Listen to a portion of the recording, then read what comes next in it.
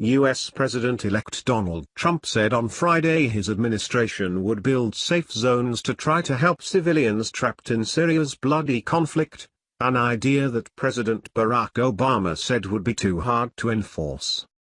Trump and Obama spoke separately of the conflict after efforts to evacuate civilians from the city of Aleppo ground to a halt on Friday after weeks of bombardments by the Syrian army. "We're going to try and patch that up and we're going to try and help people," said Republican Trump, who takes over from Obama on January 20.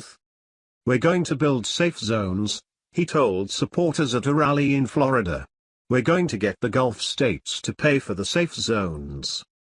However, Obama earlier told reporters that the idea presented a continued challenge because safe zones would require protection by ground forces, something to which the Syrian government and its backers in Moscow and Tehran would be unlikely to agree. Obama said he hoped Syria and Russia would respond to international pressure over the tragedy and work with Turkey to let the remaining civilians in Aleppo flee safely. Obama, a Democrat, has been preoccupied with the Syrian conflict during much of his time in the White House but has steadfastly resisted calls to engage militarily and instead focused on trying to broker a diplomatic solution. "I cannot claim that we've been successful. And so that's something that, as is true with a lot of issues and problems around the world, I have to go to bed with every night," Obama said on Friday. Obama, who ran for office on a promise to bring U.S. troops home from the Middle East, said U.S. intervention would have run into problems unless we were all in and willing to take over Syria.